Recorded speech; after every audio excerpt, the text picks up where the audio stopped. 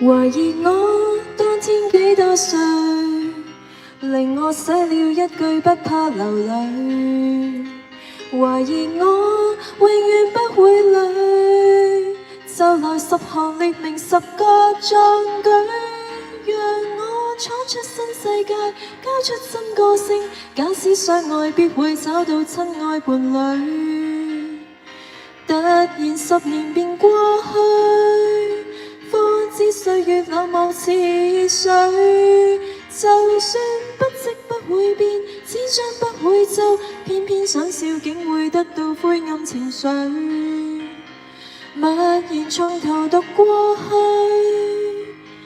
一句一句太乾脆，一個一個已粉碎。